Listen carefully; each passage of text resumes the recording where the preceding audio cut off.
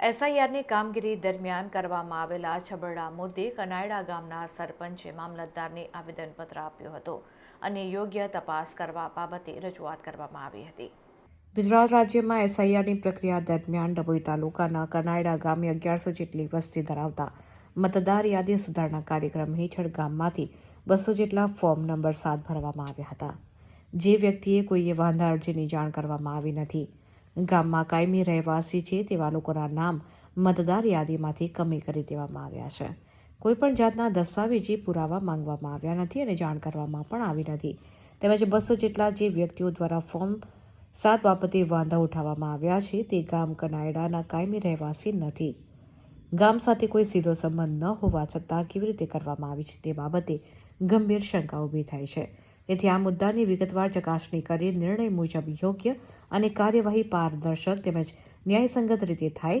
ત્યારે ડભોઈ વિધાનસભા ક્ષેત્રના કનાયડા ગામે ફોર્મ 7 બદ ઇરાદા સાથેની ફોર્મ નંબર 7 ભરાવાની પ્રક્રિયામાં કેટલાક ચૂંટણી પ્રક્રિયા સાથે જોડાયેલા જે પણ સામેલ છે આ બાબતની તાત્કાલિક તપાસ કરાવી કોઈ પણ સાચા મતદારનું નામ કમી ન થાય અને ષડયંત્ર કરનાર સામે કડક કાર્યવાહી કરવા માટે આવેદનપત્ર ઉવેશ પઠાણ દ્વારા આપવામાં આવ્યું હતું।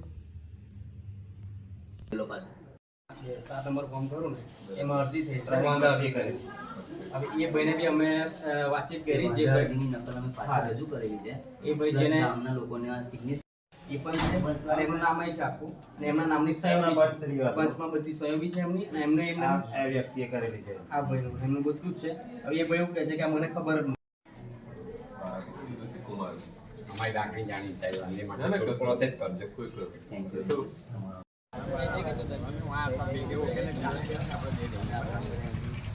અને કહીએ બી કરે કઈ બી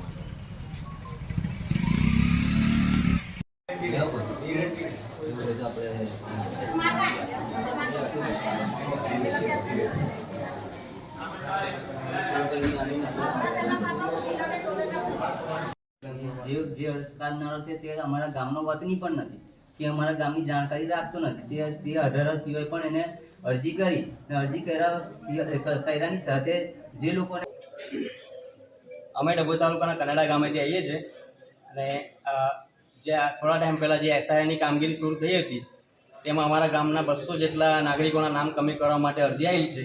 તે વ્યક્તિ તત્તારપુરા ગામ કેલનપુર પાસેનું ગામ છે ત્યાંના રહેવાસી છે અને એમને અરજી કરેલ છે પણ એમને ખબર નથી એ કોઈ બીજા વ્યક્તિએ અરજી કરેલ છે। તેનો આવેદનપત્ર આપવા માટે અમે અરજી કરવા માટે ગામના લોકોને જોડા આવ્યા છે મામલતદારને અને મામલતદારને અરજી આપી છે। એ જે માણસ જે બી છે જેને બી આ કૃત્ય કર્યું છે તેને કડક ને કડક સજા થવી જોઈએ।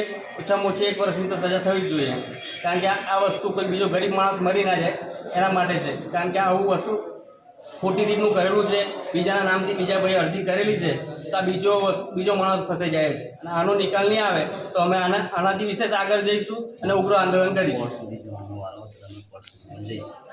જ્યાં આગળ સુધી જ્યાં પણ જવાનું હશે ત્યાં અમે લોકો ગામના બધા જોડે લઈને જઈશું આ વસ્તુ કરીશું। માત્ર ને માત્ર લઘુમતીઓના જ વોટનો ટાર્ગેટ બનાવવામાં આવ્યો છે। આમાં જે પણ 200 માણસના જે નાગરિકોનો વોટ કરવામાં આવ્યા છે એ ટોટલ મુસ્લિમ સમાજના છે એટલે લઘુમતી સમાજના છે એટલે બિલકુલ ડાયરેક્ટ ટાર્ગેટ મુસ્લિમ સમાજને કરવામાં આવે છે। શું નામ તમારું? મારું નામ ઉવેશ પઠાણ, કનાયડા સરપંચ।